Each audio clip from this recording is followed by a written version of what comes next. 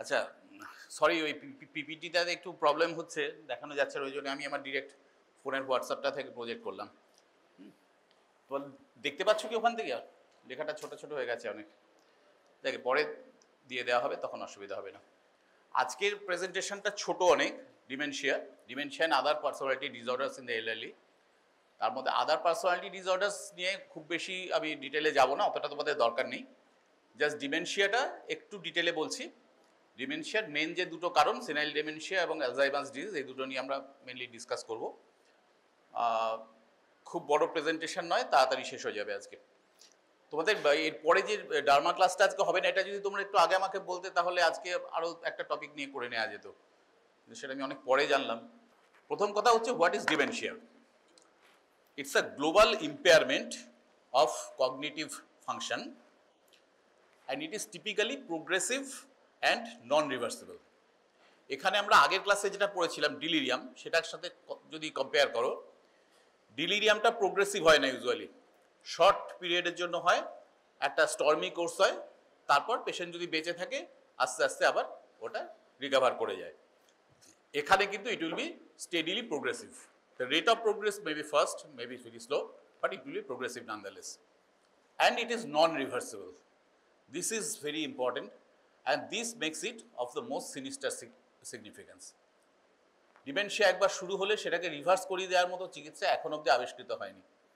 খুব আস্তে আস্তে আমি ওর ডিটেরিওরেশনের রেটটাকে হয়তো কমাতে পারবো, খারাপ হওয়ার গতিটাকে কমিয়ে দিতে পারবো, কিন্তু তাকে আগের জায়গায় ফিরিয়ে নিয়ে যেতে কখনো পারবো না। অ্যাজ অফ নাম, এখন অবধি আমাদের যা চিকিৎসা আমাদের হাতে আছে, ইটস নন রিভার্সিবল। ডিলিরিয়ামটা কিন্তু রিভার্সিবল। ওখানে পজিটিভ ইটিওলজিটা যদি আমরা ঠিক করে দিতে পারি, তাহলে ডিলিরিয়াম আবার রিভার্স করে যাবে, যদি পেশেন্টের লাইফ সাপোর্ট ঠিকঠাক থাকে। এই জায়গাটায় ডিলিরিয়াম আর ডিমেনশিয়ার মধ্যে মেন তফাৎ। It is progressive and it is non reversible. Second কথা কি? Loss of previously acquired intellectual functions. কথাটার মানে কি হলো? জেনারেলি একটা ব্ল্যাঙ্কেট স্টেটমেন্ট করা হয় ডিমেনশিয়ার সম্বন্ধে, যে এখানে হায়ার মেন্টাল ফাংশনগুলো আস্তে আস্তে কমে যায়। হায়ার মেন্টাল ফাংশন বলতে আমরা কি বুঝি? Memory, our sense of consideration, বিবেচনাবোধ, কোনখানে কোনটা করা উচিত, কোনখানে কোনটা করা উচিত নয়, এই যে সামাজিক বিবেচনাবোধ বা কন্ডিশন রিফ্লেক্স, যেটা একটা বাচ্চা যে কিছুই না জেনে পৃথিবীতে আসে, সে আস্তে আস্তে নানা অভিজ্ঞতার মধ্যে দিয়ে তো সে তার কন্ডিশন রিফ্লেক্সগুলো ডেভেলপ করে। একটা ঘরের মধ্যে মাঝখানে এসে পেচ্ছাপ করে দেওয়া, এটা যে করা উচিত নয়, এটা যে কোনো সুস্থ মস্তিষ্কের মানুষ জানে, কিন্তু একটা বাচ্চা জানে না। বাচ্চাটা এটা শিখেছে through his or her experiences. তো এই যে অ্যাকওয়ার্ড রিফ্লেক্সেসগুলো, অ্যাকওয়ার্ড এগুলো ফাংশনগুলো, এইগুলো ডিমেনশিয়াতে আস্তে আস্তে লস হয়ে যায়। Loss of previously acquired intellectual functions, memory কমে যাবে, বিবেচনাবোধ কমে যাবে, তার সোশ্যাল ইনহিবিশনস কমে যাবে, এগুলো হবে। Absence or impairment of arousal, এটা অফ আছে, অর হবে। Absence or impairment of arousal. একটা পেশেন্ট যে ঝিমিয়ে আছে বা কোনোভাবে খুব ডাউন হয়ে আছে, ম্রিয়মান হয়ে আছে, তাকে যে আমি স্টিমুলেট করব, তাকে একটা কিছু করতে উৎসাহিত করবো, সেই ক্ষমতাটা পেশেন্টের আস্তে আস্তে কমে যাবে। Affects 5% of people above 65 years and 20% above 85 years. যারা দীর্ঘজীবী হন, 85-র উপর বয়স, এখন এরকম অনেক মানুষকে দেখতে পাবে, এদের অনেকেরই দেখবে যে হায়ার মেন্টাল ফাংশন একটু একটু করে কমে যেতে শুরু করে। এমনি তো লস অফ মেমোরি তো হয়েই থাকে বয়সকালে, কিন্তু তাছাড়া অন্যান্য নানা ব্যাপারে সবসময় চিনতে পারছেন না, অনেক সময় একটু ইনঅ্যাপ্রোপ্রিয়েট কথাবার্তা বলছেন, আবার মাঝে মাঝে একদম ঠিক হয়ে গেছেন। তো এই যে ব্যাপারগুলো হয়, এগুলো 65 ইয়ার্সের ওপর থেকেই অনেকে শুরু করে, এবং 85 ইয়ার্সের ওপরে ওভারঅল 20% মানুষের ক্ষেত্রে এই জিনিসটা দেখা যায়, যেটা global statistics. Memory is mostly affected in early stages. একদম শুরুতে এটা নিয়েই শুরু হবে, ঠিকমতো মনে রাখতে পারছে না, স্পেশালি দ্য রিসেন্ট মেমোরিজ। পুরনো জিনিস বলতে পারছেন হয়তো, কিন্তু রিসেন্ট জিনিস অনেক সময় দেখা যাচ্ছে যে ঠিক বলতে পারছেন না। এবার এটা নর্মাল ভ্যারিয়েশন আছে। আমি কাল একজনের সাথে বাজারে আলাপ হলো, আজকে তার নামটা ঠিক মনে করতে পারছি না, এটা loss of memory, recent memory বটেই, কিন্তু এটা খুব সিগনিফিকেন্ট না, নর্মাল ভ্যারিয়েশন। কিন্তু যদি সিগনিফিকেন্টলি দেখা যায় যে এটা হতেই থাকছে পেশেন্টের, তার মানে বুঝতে হবে তার রিসেন্ট মেমোরির ইম্পায়ারমেন্ট একটা শুরু হয়েছে। আর্লি স্টেজে এটা হলো। লেট স্টেজে কি হবে? ডেফিসিটস ইন ভিজুও স্পেশিয়াল ফাংশন, মানে কি? Orientation to time, place, person, এগুলো হচ্ছে ভিজুয়াল অ্যান্ড স্পেশিয়াল পারসেপশন। এই জিনিসগুলো এবার একটু একটু করে অ্যাফেক্টেড হতে শুরু করবে। ল্যাঙ্গুয়েজ এবিলিটি, কথাবার্তাটা আস্তে আস্তে একটা জড়তা এসে, জড়তা মানে বলতে পারা নয়। ল্যাঙ্গুয়েজ ফর্মেশন, সেন্টেন্স ফর্মেশন, কি বলতে চাইছি, বলতে গিয়ে আর ঠিক মতো বলতে পারছেন না, ওয়ার্ড একটা হাতড়াচ্ছেন, কি বলতে চাই সেটা বলতে পারছেন না। মানে উনি পাকস্থলী বলবেন কিন্তু পাকস্থলী শব্দটা উনি খুঁজে পাচ্ছেন না, ওই যে পেটে এই হয় আমার এই হয়, এরকম ভাবে বলার চেষ্টা করছেন। Deficits in concentration and attention, এগুলো আস্তে আস্তে আস্তে কমে যেতে শুরু করবে। These are the loss of higher mental functions. Visuo spatial function, language ability, concentration, attention এবং সবার আগে মেমোরি। এই যে হায়ার মেন্টাল ফাংশনগুলো, এইগুলো আস্তে আস্তে পেশেন্টের কমতে থাকে এবং they gradually go downhill. Main causes of dementia কি কি?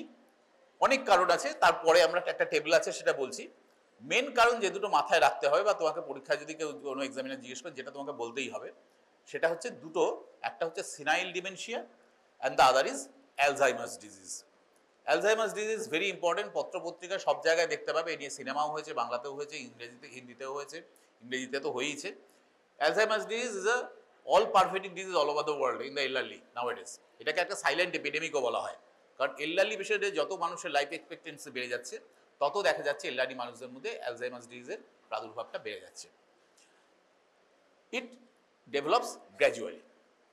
আর ডিফিউজ ভাস্কুলার ডিজিজ যেটা, which is the other name of senile dementia, এটা স্টেপ ওয়াইজ আস্তে আস্তে একটু একটু একটু একটু একটু করে ডেভেলপ করে, মানে স্মুথলি হয় না।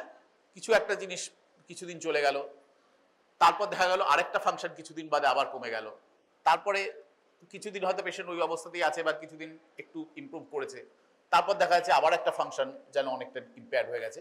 এরকম ভাবে স্টেপ ওয়াইজ ডিটোরিয়েশনটা হয়। অ্যালজাইমার্সের মতো গ্র্যাজুয়ালি ডাউনহিল যায় না patient. Now the clinical features. Clinical ফিচার্সের মধ্যে প্রথম কথা হচ্ছে এখন যা বললাম সেটাই, disturbance of personality or memory dysfunction.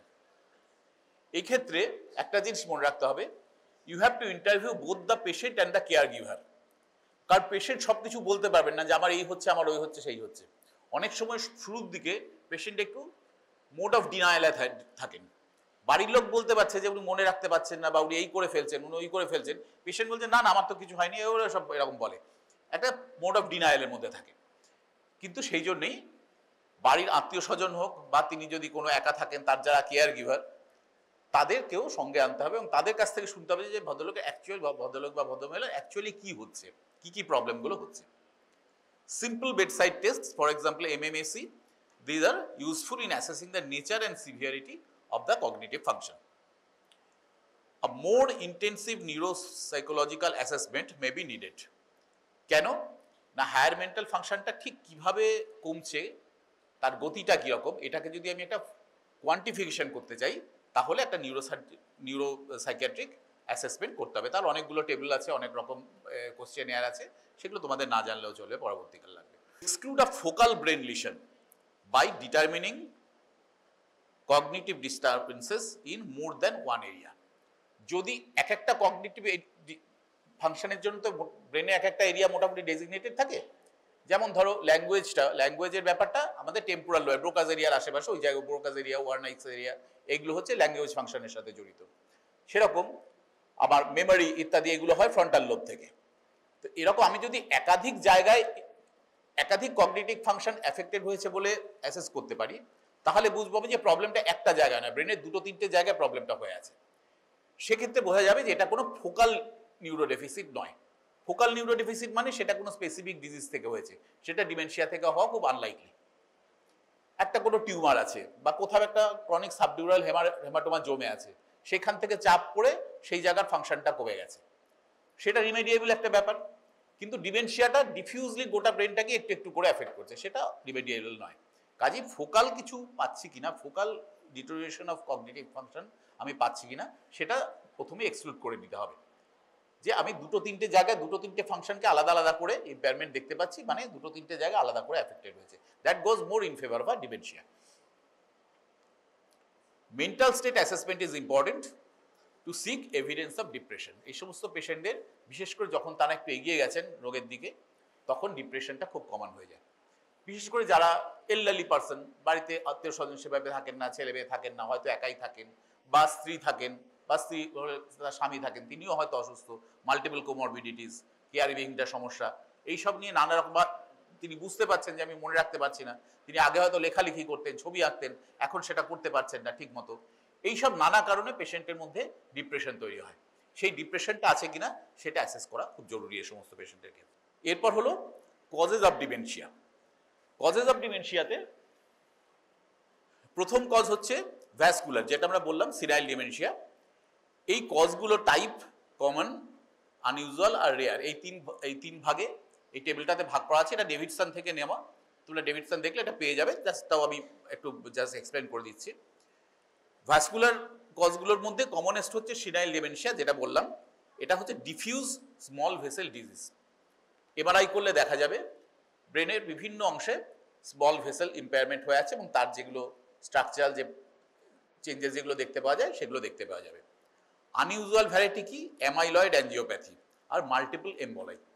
কোনো কারণে ব্রেনের প্রচুর জায়গায় ছোট ছোট ছোট ছোট এম্বোলাই লজ করে আছে, তার জন্য ব্রেনের অনেকগুলো জায়গা একটু একটু একটু করে নষ্ট হয়ে আছে। আর রেয়ার হচ্ছে সেরিব্রাল ভাস্কুলাইটিস। নেক্সট হচ্ছে ডিজেনারেটিভ আর ইনহেরিটেড, তার মধ্যে কমনেস্ট হচ্ছে অ্যালজাইমার্স ডিজিজ, যেটা বললাম। আনইউজুয়াল বেশ কিছু আছে, যেমন frontotemporal dementia including Pick's disease. Pick's ডিজিজটা এগুলোর মধ্যে একটু কমন। এটা জাস্ট একটা ইন্টারেস্টিং ফ্যাক্ট দিই, নজরুল ইসলাম তিনি জীবনের প্রায় 40 বছর একেবারে জড়তার সঙ্গে কাটিয়েছিলেন, পুরোপুরি ডিমেনশিয়া হয়ে গেছিল, কথাবার্তা বলতে পারতেন না, মানুষ চিনতে পারতেন ইত্যাদি। নজরুল ইসলামের এই পিক্স ডিজিজ হয়েছিল, he died from that. Leukodystrophy, এটা হচ্ছে dystrophy of the white matter of the brain. এছাড়া হান্টিংটনস ডিজিজ, এটা একটা neurological disease. Wilson's disease, copper মেটাবলিজমের প্রবলেমের জন্য যেটা হয়। ডিস্ট্রফিয়া মায়োটনিকা, এটা আরেকটা neurological disease. Cortical Lewy body disease, progressive supranuclear palsy, it's a disease associated with parkinsonism. পার্কিনসনিজমের মতো অনেক ফিচার্স থাকে, কিছু ডিফারেন্স আছে, ওই টাইপের একটা রোগ। আর হচ্ছে আদার্স, তার মধ্যে কর্টিকোভেজাল ডিজেনারেশন বলে একটা ব্যাপার আছে, এগুলো অত মনে রাখার দরকার নেই, জাস্ট তোমাদের জানার জন্য বলে দিলাম। আর রেয়ার হচ্ছে মাইটোকন্ড্রিয়াল এনকেফ্যালোপ্যাথিস। নেক্সট হচ্ছে নিওপ্লাস্টিক। নিওপ্লাস্টিকের মধ্যে বুঝতে পারছো কমনেস্ট হচ্ছে সেকেন্ডারি ডিপোজিটস, যেটা খুব কমনলি হয় বিভিন্ন জায়গা থেকে ম্যালিগন্যান্সি থেকে আলটিমেটলি ব্রেনে সেগুলো মেটাস্টাসাইজ করে। আনকমন হচ্ছে প্রাইমারি সেরিব্রাল টিউমার। আর রেয়ার হচ্ছে paraneoplastic syndrome like limbic encephalitis. এছাড়া ইনফ্লেমেটারি কজ, ইনফ্লেমেটারি কজের মধ্যে কমন কজ সেরকম কিছু নেই। আনকমন কজ হচ্ছে multiple sclerosis, this is an important disease, তার অনেক রকম সিমটমস আছে, one of the symptoms is dementia. আর rarely sarcoidosis may be a featuring cause. এরপর traumatic, chronic subdural haematoma and post head injury. Chronic subdural haematoma, একটা blood জমে আছে এটা সাবডুরাল স্পেসে, সেটাকে ড্রেন করা হয়নি, সেটা জমে থেকে ওখানটা যে ওই জায়গাটা থেকে যে প্রেশার দিয়েছে সেই প্রেশার এফেক্টে আস্তে আস্তে আস্তে আস্তে ওখানকার নিউরনগুলো ডিজেনারেট করে গেল, তার থেকে একটা ডিমেনশিয়া তৈরি হতে পারে। একটা পাঞ্চ ডাঙ্ক সিনড্রোম বলে একটা রোগ আছে, আনইউজুয়াল কজ এটা। এরপর হচ্ছে হাইড্রোকেফালাস। হাইড্রোকেফালাসের মধ্যে communicating and non communicating hydrocephalus, এগুলো তো জানো। আর একটা কি নর্মাল প্রেশার হাইড্রোকেফালাস বলে একটা জিনিস আছে। নর্মাল প্রেশার হাইড্রোকেফালাসটা কি জিনিস না, হাইড্রোকেফালাস বলতেই আমরা বুঝি যে ভিতরে সিএসএফ এর প্রেশার অনেক বেড়ে গেছে, সিএসএফ ড্রেন করতে পারছে না, বেড়ে গেছে প্রেশারটা। নর্মাল প্রেশার হাইড্রোকেফালাসের ব্যাপারটা তা নয়, ব্রেনটা সেরিব্রাল কর্টিক্যাল অ্যাট্রফি হয়েছে, শুকিয়ে গেছে কলোকাল যদি বলতে চাই। তার জন্য কি হচ্ছে, ব্রেনের মধ্যে যে ওপেন যেগুলো স্পেস, ফ্লুইড স্পেস যেগুলো, ventricle, third ventricle, fourth ventricle বা ল্যাটারাল ভেন্ট্রিকল, এইগুলো বড় দেখাচ্ছে। কারণ কি, ব্রেন প্যারেনকাইমাটা যা ছিল তার চেয়ে সিঙ্ক করেছে, একটু সামান্য হলেও সিঙ্ক করেছে, সুতরাং ওই ভেন্ট্রিকলটা বড় হয়ে গেছে। এটা টিপিক্যালি সিটি স্ক্যানেও দেখা যাবে, এমআরআই করলেও দেখা যাবে। স্পেসগুলো বড় হয়ে যাবে, মাঝখানে যে সালসাইগুলো যেখানটাতে ফ্লুইড আমরা কালো কালো দাগ দেখতে পাই সেগুলো স্পেসগুলো বড় হয়ে গেছে, একটা হাইড্রোকোভালাসের মতো দেখতে লাগছে, কিন্তু অ্যাকচুয়ালি ভিতরে সিএসএফ এর প্রেশারটা বেশি নয়, সেটা নর্মালি আছে, অ্যাকচুয়ালি প্রেসটা বেড়ে গেছে বলে বড় দেখাচ্ছে। এটাকে বলা হয় normal pressure hydrocephalus. This is very commonly associated with dementia. এরপর মেটাবলিক কজ আছে নিউট্রিশনাল কয়েকটা, তার মধ্যে কমনেস্ট হচ্ছে অ্যালকোহলিজম, আনকমন কজ হচ্ছে থায়ামিন ডেফিসিয়েন্সি মানে বি1 ডেফিসিয়েন্সি, বি12 ডেফিসিয়েন্সি, অ্যান্ড রেয়ার হচ্ছে carbon monoxide poisoning, heavy metal poisoning etcetera. Infective cause দুটো ইম্পর্টেন্ট, তার মধ্যে একটা এখনকার দিনে আর খুব একটা সিগনিফিক্যান্ট নয়, নিউরোসিফিলিস, যেটা আগে খুব হতো। আর এখন যেটা একটু সিগনিফিক্যান্ট সেটা হচ্ছে HIV. Those are not treated well, বা প্রথম থেকে অনেক প্রোগ্রেস করে গেছে, সেই এইচআইভি থেকে হতে পারে। And rarely post encephalitic Whipple's disease, subacute sclerosing pan encephalitis or SSP. এসএসপিটা কি জিনিস? It's a very rare complication of measles vaccination. Measles vaccination যখন প্রথম শুরু করা হয়েছিল তখন তার কিছু কিছু কমপ্লিকেশন আবিষ্কৃত হয়েছিল, সেটা নিয়ে প্রথম দিকে একটা ডিসরিপিউট ছিল যে মিজলস ভ্যাকসিন সবাইকে দেওয়া হবে কিনা। পরে দেখা গেছে যে না, দেয়া মানে রিস্ক বেনিফিট রেশিও করলে দেখা যাচ্ছে যে উপকারটা অনেক বেশি, খুব রেয়ারলি এসএসপি হতে পারে বা অন্যগুলো হতে পারে, কাজেই ভ্যাকসিনেশনটা চলছে, কিন্তু খুব রেয়ারলি এসএসপি হতে পারে। খারাপ রোগ, প্রোগ্রেসিভলি আস্তে আস্তে পেশেন্ট ডিটোরিয়েট করে যায় এবং একসময় মারা যায়। আর একটা হচ্ছে প্রায়ন ডিজিজ, সেটা তার দুটো ভ্যারাইটি আমরা মনে রাখতে পারি। একটা হচ্ছে সিজেডি বা ক্রুজফেল্ড জ্যাকব ডিজিজ, এগুলোকে বলে স্লো ভাইরাস ডিজিজ। আর একটা আনকমন হচ্ছে কুরু, কুরু বলে একটা রোগ আছে। এই দুটো রোগের মধ্যে কোনো একটা ম্যাড কাউ ডিজিজ নামেও পরিচিত, কি মানে কয়েক ডিকেড আগে ইউকেতে এটার প্রচুর প্রাদুর্ভাব হয়েছিল, ম্যাড কাউ ডিজিজ। তার থেকে র্যাপিডলি ব্রেন ডেটোরিয়েশন হতো, অনেক লোক মারাও যেত। Fortunately that has not been anymore. Next হচ্ছে হোয়াট আর দ্য ইনভেস্টিগেশনস। পরেরটাতে আগে আসি স্লাইডে। ইনভেস্টিগেশনস কেন? ঠিক আছে, আমি দেখেই পড়িয়ে যাচ্ছি, পরে তোমরা পিপিটিটা পেয়ে যাবে। ইনভেস্টিগেশনস কেন করব আমরা? To seek the treatable causes, sick the treatable causes and estimate the prognosis. তার জন্য কি করবে, একটা স্ট্যান্ডার্ডাইজ সেট অফ ইনভেস্টিগেশনস আছে, সেটা আমরা আগের স্লাইডে দেখতে পাবো। ইনভেস্টিগেশনস, কিছু ইনভেস্টিগেশন আছে যেগুলো অলমোস্ট সব পেশেন্টকেই করতে হবে ইফ দে ক্যান অ্যাফোর্ড, আর কিছু আছে খুব সিলেক্টেড কিছু পেশেন্টকে করার দরকার হতে পারে। ইন মোস্ট পেশেন্টস কি, এক নম্বর হচ্ছে সেট আপ ব্লাড টেস্ট, একটা চেস্ট এক্সরে, একটা ইজি এবং ব্রেনের ইমেজিং। ইমেজিং বলতে CT scan of brain and magnetic resonance imaging বা এমআরআই। ব্লাড টেস্টে আমরা কি কি করব? Full blood count, ESR, urea and other electrolytes, glucose, calcium, liver function test, thyroid function test, vitamin বি12, venereal research, venereal disease research laboratory test বা যেটাকে VDRL test বলা হয় সিফিলিসের জন্য, ANA and anti ডিএসডিএনএ for SLE. এর সাথে যদি আমরা সন্দেহ করি উইলসনস ডিজিজ, তাহলে কপার মেটাবলিজম রিলেটেড যেগুলো সেলুলোপ্লাজমিন বা অন্যান্য, সেগুলো টেস্ট করতে হতে পারে।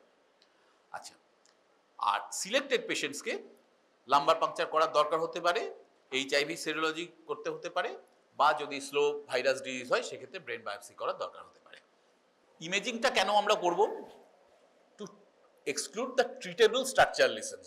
ট্রিটেবল স্ট্রাকচার লিসেন্স কি? আগের টেবিলটাকে যদি মনে করো, এক নম্বর হচ্ছে হাইড্রোকেফালাস। বেশ কিছু হাইড্রোকেফালাস রয়েছে যেগুলোকে শান্টিং করে দিলে সেগুলো রিলিভ হয়ে যাবে। সেরিব্রাল টিউমার্স যদি কিছু থাকে, কিছু ক্ষেত্রে সার্জিক্যালি সেগুলোকে রিমুভ করা যাবে, কিছু ক্ষেত্রে সেগুলোকে রেডিওথেরাপি করার স্কোপ আছে। এছাড়া ক্রনিক সাবডুরাল হেমাটোমা, যেটাকেও অপারেটিভলি আমরা হয়তো অনেক ক্ষেত্রে কন্ট্রোল করে দিতে পারবো। সেরকম ক্ষেত্রে তার জন্য যে ব্রেন ডিজেনারেশনটা হচ্ছে সেটা আর নতুন করে হবে না, রিভার্স করবে না, কিন্তু নতুন করে আর হবে না। Only abnormality usually seen in the CT scan or MRI is usually a generalized cortical atrophy. এটা দেখতে পাবে। কি করে দেখতে পাওয়া যায়? তুমি একটা সিটি স্ক্যানের ছবি, সিটি স্ক্যান অফ ব্রেনের ছবি দেখছো ডিফারেন্ট অ্যাঙ্গেলস থেকে, দেখতে পাবে নর্মালি যে সালসাই জায়গাগুলো থাকে, নর্মালি সালসাইগুলো যেরকম থাকে তার চেয়ে অনেকটা প্রমিনেন্ট হয়ে গেছে। একটা তুমি ফ্রন্টাল লোবের ধরো ছবি দেখছো, সেখানে জাস্ট আমি ওপর থেকে চুলের দাগের মতো সালসাইগুলো দেখতে পাচ্ছি। এক্ষেত্রে সেটা অনেক প্রমিনেন্ট হবে, অনেক মোটা দাগ হবে, মাঝখানে তুমি সিএসএফ এর দেখতে পাবে। তার মানে নর্মালি যে সালসাই যা ছিল সেগুলোর থেকে সেগুলো অনেক বড় হয়ে গেছে, তার মানে ব্রেনটা শ্রিঙ্ক করেছে, ডিজেনারেট করছে, ব্রেন প্যারেনকাইমা শ্রিঙ্ক করে যাচ্ছে, সেই জন্য সালসাই এবং গাইরাইগুলো প্রমিনেন্ট হয়ে যাচ্ছে। এইটা এই সমস্ত পেশেন্টের ক্ষেত্রে খুব কমনলি পাওয়া যাবে। সম্পূর্ণ অন্য কোনো কারণে হয়তো আমরা একটা সিটি স্ক্যান করেছি, একটু 50-52-60 বছর একজন পেশেন্টের, করতে গিয়ে আমরা দেখলাম এই জিনিসটা রয়েছে, সেরিব্রাল কর্টিক্যাল অ্যাট্রফি রয়েছে। আমাদের সঙ্গে সঙ্গে সাবধান হয়ে যেতে হবে যে probably this patient is gradually going towards dementia, এবং সেটা বাড়ির লোককে সেভাবে জানাতে হবে, প্রগনোসিস বলতে হবে, এবং সঙ্গে সঙ্গে ওয়ার্ক আপ করতে হবে কোনো রিমেডিয়েবল কজ অফ কর্টিক্যাল অ্যাট্রফি এই পেশেন্টের রয়েছে কিনা সেটা জানার জন্য। If the initial tests are negative, more invasive investigations, for example lumbar puncture or really brain biopsy may be done, যেটা আগের স্লাইডে দেখালাম। নেক্সট হচ্ছে ম্যানেজমেন্ট। ম্যানেজমেন্ট নিয়ে খুব বেশি কথা বলার কিছু নেই। অ্যাড্রেসিং দ্য ট্রিটেবল কজেস, যে কারণগুলো চিকিৎসা করার মতো, যেগুলো কিছু কিছু বললাম, সেগুলোকে তাড়াতাড়ি চিকিৎসা করা। Providing support for the patients and care givers if no specific treatment exists. পেশেন্টকে স্পেসিফিক্যালি কিছু আমার করার নেই, তাকে মেইনলি নার্সিং কেয়ার এবং অন্যান্য কোমরবিডিটিগুলোকে সামলে দেওয়ার মতো একটা সিস্টেম আমাকে রাখতে হবে। তার জন্য পেশেন্টকে একটা উপযুক্ত এনভায়রনমেন্ট রাখা, তার কেয়ার গিভারকে প্রয়োজন মতো তার মেডিকেল এবং নন মেডিকেল সাপোর্ট দেওয়া, এই ব্যাপারটা করতে হবে। এই কথাগুলো বিদেশের ক্ষেত্রে আরও বেশি প্রযোজ্য, কারণ প্রায় কোনো এল্ডারলি পার্সনই তার ছেলেমেয়ের সাথে থাকেন না, অনেকেই ওল্ড এজ হোমে থাকেন বা নিজের বাড়িতে একা একা থাকেন। তাদের ক্ষেত্রে কেয়ার গিভার নিজেরাও অনেক সময় রাখেন, অনেক সময় স্টেট থেকেও অ্যাসাইন করা হয়, তাদের নানা রকমভাবে সাপোর্ট দেয়, যে কোথায় কিছু প্রবলেম হলে কোথায় যোগাযোগ করতে হবে, কোন অ্যাম্বুলেন্সকে ডাকতে হবে, কি করতে হবে, বা সামান্য কিছু একটা হলে কি কি করতে হবে, এই পুরো একটা ব্যাপার ব্যবস্থা করে দেওয়া। এরপর অ্যালজাইমার্স টাইপ অফ ডিমেনশিয়াতে কি হয়, মেমান্টিন অ্যান্ড অ্যান্টিকোলিনেস্টারেজ ইনহিবিটার্স, এই দুই ধরনের drug may arrest the progression for some time. Dose ফোজ জানার দরকার নেই, শুধু ড্রাগের নামগুলো জেনে রাখলেই হবে। ভ্যাসকুলার ডিমেনশিয়াতে ট্রিটিং দ্য ভাস্কুলার ফিচার্স, যে কারণে যে ফ্যাক্টরগুলো থেকে ভাস্কুলার ডিমেনশিয়াটা ডেভেলপ করছে সেই ব্যাপারগুলো, মানে যদি হাইপারটেনশন থাকে সেটাকে কন্ট্রোল করা, যদি অ্যাথেরোস্ক্লেরোসিস থাকে সেটাকে কন্ট্রোল করা। এই psychotropic drugs may help when there is associated disturbance of sleep, perception or mood. এইগুলোকে আমি সিমটোম্যাটিক্যালি অ্যাড্রেস করব through psychotropic drugs. Sedation is not a substitute for good care, and in later stages attentive residential nursing care, যখন patient খুব progress করে গেছে, কাউকে চিনতে পারছে না, নিজের কিচ্ছু করতে পারছেন না, বিছানায় পেচ্ছাপ পায়খানা করে ফেলছেন বা হয়তো ঘরের মধ্যেই করে ফেলছেন, এই সোশ্যাল ইনহিবিশনটাই চলে গেছে, কোথায় কি এখন শিশুর মতো হয়ে গেছেন, এই সময়গুলোতে একটা কম্প্যাশনেট রেসিডেন্সিয়াল নার্সিং কেয়ার, তার বিকল্প কখনো সিডেশন হতে পারে, যে ঘুম পাড়ি রেখে দিচ্ছি সারাদিন ওষুধ খাইয়ে খাইয়ে, সেটা কখনো বিকল্প হতে পারে। Sedation is given only when it's absolutely necessary for a night time sleep. Next আমরা অল্প একটু ডিসকাশন করবো অ্যালজাইমার্স ডিজিজ নিয়ে, because it is a very important disease. Just একটা স্কেচই যেটুকু তোমাদের দরকার। It is the commonest cause of dementia, প্রথম কথা, and it is rare under the age of 45 years, fortunately. Etiology কি কি না, এক্ষেত্রে genetic factors play an important role. দুরকম ভাবে হতে পারে। 15% কেসেস আর ফ্যামিলিয়াল, বংশগত হতে পারে, বাবা বা মায়ের অ্যালজাইমার্স ছিল, সন্তানের সেটা হওয়ার, সন্তান যদি দীর্ঘজীবী হন তার অ্যালজাইমার্স হওয়ার সম্ভাবনা 15%। এই ফ্যামিলিয়াল কেসগুলো দুটো টাইপের হয়। আর্লি অনসেট ডিজিজ হয়, সেটা হচ্ছে অটোজোমাল ডমিনেন্ট ইনহেরিটেন্স, আর লেট অনসেট ডিজিজ যেগুলো সেগুলো polygenic inheritance.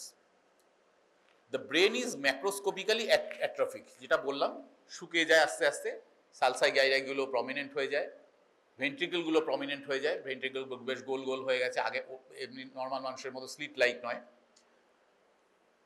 There is specially the cerebral cortex and hippocampus, এই দুটো এরিয়াতে মেনলি এই শ্রিঙ্কেজটা বেশি বোঝা যায় সিটি স্ক্যানে বা এমআরআইতে।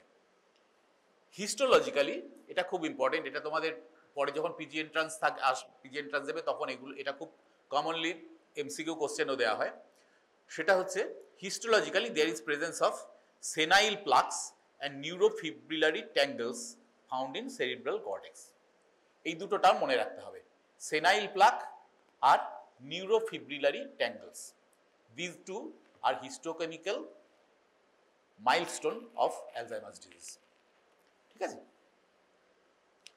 এই যে প্লাকগুলো, এগুলোতে হিস্টোকেমিক্যাল স্টেনিং করে দেখা যায় যে they contain significant quantities of amyloid in the plaques. মনে করা হয় যে যত ডিজেনারেশন হচ্ছে ততই অ্যামাইলয়েডগুলো as a result of degeneration ওগুলো জমে যাচ্ছে নিউরনগুলোতে, জমে they are causing the senile plaques. There is impairment of cholinergic transmission, although abnormalities of noradrenaline, 5-hydroxytryptamine, glutamate and substance P, these have also been described. এই যে নিউরোট্রান্সমিশনটা impaired হতে থাকে, এই নিউরোট্রান্সমিশনগুলো বেশি ইম্পেয়ার্ড হয়, যার থেকে এই অ্যালজাইমার্সের মেকানিজমগুলো তৈরি হয়। In the early phase of the disease patient May notice this changes. এক্ষেত্রে পেশেন্ট নিজেও অনেক সময় প্রথম দিকটায় বুঝতে পারে যে মনে রাখতে পারছি না, বা অনেক সময় চিনতে অসুবিধা হচ্ছে, বা অনেক সময় কথা খুঁজে পাচ্ছি না, বা আমি আগে যত স্পন্টেনিয়াসলি কথাবার্তা বলতাম এখন যেন সেটা ঠিক করতে পারছি না, আমার একটু ভেবে ভেবে বলতে হচ্ছে বা ইত্যাদি। এগুলো পেশেন্ট অনেক সময় নিজে থেকেই ভলান্টিয়ার করতে পারে। But as the disease progresses it is common for the patients to deny that anything is wrong with them, যেটা তখন বললাম। এটার একটা মেডিকেল টার্ম আছে, অ্যানোসোগনোসিয়া। অ্যানোসোগনোসিয়া এটা হচ্ছে পেশেন্ট সেলফ ডিনায়াল, যে আমার কোনো প্রবলেম হচ্ছে না, কিছু হচ্ছে না। In this situation patients are often brought to the doctor by their care givers. বাড়ির কোনো আত্মীয় যিনি দেখাশোনা করেন, বা কোনো এই মানে অ্যাটেন্ডেন্ট বা আয়া বা এরা কেউ একজন নিয়ে আসে, কারণ পেশেন্ট নিজে তো বলছে আমি ঠিক আছি, বাড়ির লোক তাকে বা তার কেয়ার গিভার তাকে নিয়ে আসছে, সেক্ষেত্রে তাকে ইন্টারভিউ করাটা বেশি ইম্পর্টেন্ট, যে পেশেন্টের কী কী প্রবলেম আপনি দেখতে পাচ্ছেন। And depression is very commonly present in this stage. Occasionally the patient becomes aggressive also. The clinical features can be acutely worsened by intercurrent physical disease. পেশেন্টের একটা অ্যালজাইমার্সের ব্যাকগ্রাউন্ড রয়েছে, এবার তার মধ্যে পেশেন্টের একটা মাইল্ড স্ট্রোক হয়েছে, বা পেশেন্টের ডায়াবেটিস ছিল, ডায়াবেটিস হাইপোগ্লাইসেমিয়া হয়ে যায়, সিভিয়ার হাইপোগ্লাইসেমিয়া হয়েছে, বা একটা সিভিয়ার চেস্ট ইনফেকশন হয়েছে উইথ সেপ্টিসিমিয়া, এরকম যদি কোনো একটা ইন্টারকারেন্ট ইলনেস হয়, সেক্ষেত্রে দেখা যায় যে এই অ্যালজাইমার্সের যে সিভিয়ারিটা সেটা টেম্পোরারিলি বেড়ে যেতে পারে। যখন ওই ইন্টারকারেন্ট ইলনেসটা ঠিক হয়ে যাবে তখন সেটা আবার কমে যাবে, বেস লাইন টাচ করবে না, নর্মাল হয়ে যাবে না পেশেন্ট, কিন্তু যতটা বেশি বাড়াবাড়ি করছিল ততটা আর করবে না, আবার একটু কমে যাবে। ইনভেস্টিগেশনস অফ ম্যানেজমেন্ট, এই নিয়ে খুব বেশি কথা বলার নেই। We have to exclude the treatable causes of dementia, যেটা প্রথমেই বললাম। There is no known treatment as of now. Anticholinesterases, for example donepezil, rivastigmine and galantamine, they have shown some benefits. Just ড্রাগের নামগুলো জেনে রাখলেই হবে, ডোজ ফোজের কোনো দরকার নেই। Donepezil is widely available in our country, আমরা আউটডোরেও ইউজ করে থাকি। ডোনেপ বলে একটা ওষুধ আছে, তারপরে ডোনামেম বলে একটা ওষুধ আছে, এগুলো ব্যবহার করা হয়। কাজ হবেই এমন কোনো গ্যারেন্টি নেই, কারো কারো ক্ষেত্রে একটু কাজ হয়, জাস্ট একটু হয়তো খারাপ হওয়ার গতিটা হয়তো একটু কমে, তার বেশি কিছু হয় না, এবং সবার ক্ষেত্রে কাজও হয় না। তো এই তিনটে ড্রাগের নাম মনে রাখতে পারলে ভালো, বিশেষ করে ডোনেপেজিলটা। তাছাড়া হচ্ছে রিভাস্টিগমিন আর গ্যালান্টামিন, দিজ আর অ্যান্টিকোলিনেস্টারেজেস। আর এর সাথে আরেকটা ড্রাগের নাম বলেছিলাম আগের স্লাইডে, মনে আছে হয়তো, memantine. Management consist largely of providing a familiar environment for the patient. পেশেন্টকে তার একদম ফ্যামিলিয়ার একটা এনভায়রনমেন্টের মধ্যে রাখতে হবে। এই পেশেন্ট ঘরের মধ্যে যদি ফার্নিচারগুলো এদিক ওদিক করে দাও, তাহলেই খুব রেগে যায়, কনফিউজ হয়ে যায়, কোথায় যাচ্ছি, কি করছি, কোথায় এলাম, এরকম একটা ব্যাপার হয়ে যায়। যে কারণে ঘরে ফার্নিচার থাকবে মিনিমাম, জিনিসপত্র থাকবে মিনিমাম, তার যেটুকু দরকার সেটুকু, তিনি নিজে যদি কোনো জিনিস রাখতে বলেন সেটা। তাছাড়া অতিরিক্ত জিনিসপত্র ঘরে রাখা হবে না, এবং সেটা তার তিনি এতদিন ঘরটাকে যেভাবে দেখে এসছেন ঠিক সেরকমভাবেই রাখবেন। নিজের ঘরে থাকলে এই পেশেন্ট সবসময় একটু বেশি ভালো থাকে, একেবারে অন্য কোনো জায়গায় আপরুট করে নিয়ে যাওয়ার চাইতে। Many patients are depressed and treatment of antidepressant medications may be helpful in these cases. অ্যালজাইমার্সের জন্য তোমাদের এইটুকু জানাই যথেষ্ট। এছাড়া আর একটাই জিনিস বলি, এটাই লাস্ট স্লাইড, এটা হচ্ছে ফ্রন্টোটেম্পোরাল ডিমেনশিয়া। ফ্রন্টোটেম্পোরাল ডিমেনশিয়ার কমনেস্ট এক্সাম্পল হচ্ছে পিক্স ডিজিজ, যেটা প্রথমেই বলেছেন, যেটা কাজী নজরুল ইসলামের হয়েছিল বলে শোনা যায়। এছাড়াও প্রাইমারি প্রোগ্রেসিভ অ্যাফেসিয়া, এটা আরেকটা রোগ, primary progressive aphasia. Patients may present with personality changes because of frontal lobe involvement or language disturbances due to temporal lobe involvement. আমাদের ল্যাঙ্গুয়েজের ব্যাপারটা মেইনলি টেম্পোরাল লোবের থেকে আছে, ওখানে ব্রোকাস এরিয়া আছে, ওয়ার্নাক্স এরিয়া আছে, এইগুলো করে। ওয়ার্নাক্স এরিয়া স্পিচটাকে ফর্ম করে, ব্রোকাস এরিয়া স্পিচটা আমাদের বলায়। কারো যদি ব্রোকাস এরিয়া নষ্ট হয়ে যায়, তার কথা বলার ক্ষমতাটা চলে যাবে, তার মুখে বলতে কোনো অসুবিধা নেই, তার ভোকাল মাসলসগুলো ঠিক আছে, কিন্তু তে বলতে পারবে না। সে জানে আমি কি বলতে চাইছি, কিন্তু সেটা এক্সপ্রেস করতে পারবে না। আবার উল্টো ব্যাপারটা হচ্ছে ওয়ার্নাক্স এরিয়া যদি নষ্ট হয়ে যায়, তার বলার ক্ষমতা আছে, কিন্তু সে কি করতে পারবে সেটা বলতে পারবে না। যেমন তোমরা হয়তো জানো না, এমজিআর রামচন্দ্রন তামিলনাড়ুর খুব লিজেন্ডারি চিফ মিনিস্টার ছিলেন। ওনার একটা প্রলংড সিভিয়ার হয়েছিল সেরিব্রাসকুলার অ্যাক্সিডেন্ট, স্ট্রোক। এটা হচ্ছে আমরা যখন স্টুডেন্ট ছিলাম তখন, দীর্ঘদিন ভর্তি ছিলেন, তখন চেন্নাইয়ের অ্যাপোলো হসপিটাল নতুন নতুন হয়েছে। He survived, but his Wernicke's area was spoiled. সেজন্য ওনার কথা বলার ক্ষমতাটা চলে গেছিল। Broca's area was not that much affected, but Wernicke's area নষ্ট হয়ে যাওয়ার জন্য হিজ স্পিচ এবিলিটি, কথা বলার এবিলিটি আস্তে আস্তে চলে গেছিল। তারপর বেশি দিন বাঁচেন উনি, মারা যান। তো এই হচ্ছে এই এরিয়াগুলো সমস্ত হচ্ছে টেম্পোরাল লোবে। কাজে স্পিচের সাথে রিলেটেড এরিয়াগুলো মেইনলি হচ্ছে টেম্পোরাল লোবে। টেম্পোরাল লোব যদি ইনভলভমেন্ট হয়, তাহলে পেশেন্টের ল্যাঙ্গুয়েজ ডিস্টারবেন্স হবে, গ্র্যাজুয়ালি ডিটোরিয়েট করবে। আর কি, ফ্রন্টাল লোবে আমাদের পার্সোনালিটির ব্যাপারটা রেগুলেটেড হয়। এই ফ্রন্টাল লোব, সেখানে পার্সোনালিটির ব্যাপারগুলো সমস্ত মনে রাখা বা সোশ্যাল ইনোভেশনের ব্যাপারটা, কাকে কিভাবে ট্রিট করব, এই যে জিনিসগুলো আমরা ছোটবেলা থেকে আস্তে আস্তে ডেভেলপ করি থ্রু কন্ডিশন রিফ্লেক্সেস, এইগুলো ফ্রন্টাল লোব থেকে রেগুলেটেড হয়। কাজে ফ্রন্টাল লোবে যদি কিছু প্রবলেম হয়, তাহলে আমার পার্সোনালিটি চেঞ্জেস হবে। এরগুলোর মধ্যে যে কোনোটা নিয়েই পেশেন্ট প্রেজেন্ট করতে পারে, পার্সোনালিটি চেঞ্জ নিয়েও প্রেজেন্ট করতে পারে বা ল্যাঙ্গুয়েজ ডিস্টারবেন্স নিয়েও প্রেজেন্ট করতে পারে। Much rarer than Alzheimer's disease. Alzheimer's is the commonest cause of dementia. Memory is relatively preserved in the early stages. ঠিক উল্টো, অ্যালজাইমার্সে মেমোরি ইম্পায়ারমেন্ট নিয়েই শুরু হয়, সেনাইল ডিমেনশিয়াতে ইউজুয়ালি মেমোরি ইম্পায়ারমেন্ট নিয়েই শুরু হয়, কিন্তু এইগুলোতে, এই ফ্রন্টোটেম্পোরাল ডিমেনশিয়াতে ইউজুয়ালি প্রথম দিকটাতে মেমোরি ইম্পায়ারমেন্টটা অতটা বেশি থাকে না। There is no specific treatment, যথারীতি। Histopathological examination of the brain reveals argyrophilic cytoplasmic inclusion bodies of tau. Tau বলে একটা প্রোটিন আছে স্পেসিফিক্যালি, সেই প্রোটিনটাকে পাওয়া যায় এক্ষেত্রে ওই নিউরনগুলোর মধ্যে, rather than the ubiquitin as in Alzheimer's disease. Alzheimer's disease আমরা যে দেখছি হিস্টোরিক্যাল যে স্টেনিং করছি, সেই সেনাইল প্লাগগুলোতে অ্যামাইলয়েড যেমন আছে, তেমনি ইউবিকুইটিন বলে একটা প্রোটিন পাওয়া যায়, that is pathognomonic of Alzheimer's disease. Whereas এইগুলোতে, এই ভ্যারাইটিগুলোতে টাউ প্রোটিনটা হচ্ছে সিগনিফিক্যান্ট। এগুলো জাস্ট এমসিকিউর জন্য জেনে রাখা, প্র্যাকটিক্যাল খুব একটা তোমাদের কাজে লাগবে না। এইটুকুই বলার, ডিমেনশিয়া থেকে তোমাদের এর বেশি কিছু জানার নেই। এটুকু মনে রাখতে পারলে, গ্রস ব্যাপারগুলো বলতে পারলেই যথেষ্ট। বলো, যদি কোনো কোশ্চেন থাকে তাহলে সেটাকে করা যায়।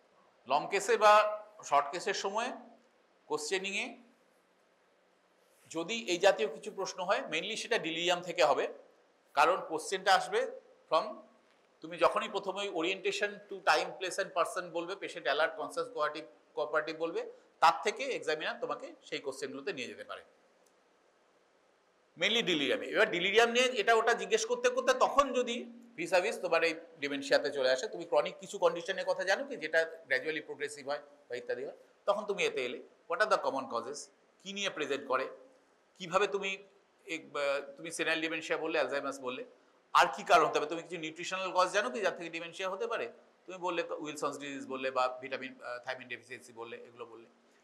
এবার তার থেকে হয়তো ওই লাইনে কিছু প্রশ্ন করলো। এই ওষুধ ট্রিটমেন্ট কি, প্রথমেই বলতে হবে no specific treatment, supportive treatment এই, যদি ট্রিটেবল কজ কিছু হয় সেগুলোকে অ্যাড্রেস করা। আর do know of any specific pharmacotherapy, তখন তোমাকে এগুলো বলতে হবে, মেমেন্টিনের নাম করতে হবে, তোমাকে কোলিনস্টাইজ ইনহিবিটরের কথা, অ্যান্টিকোলিনস্টাইজের কথা বলতে হবে। তার যদি নাম জিজ্ঞেস করে তখন তুমি ডোনোপেজিল আর অন্য দুটো ড্রাগের নাম বলতে পারো, খুব বেশি, এর বেশি কিছু যাবে না, এতদূর যাবেই না। তো এইটুকু জেনে রাখলেই যথেষ্ট। নেক্সট দিন আমরা অস্টিওপোরোসিস নিয়ে ডিসকাস করব।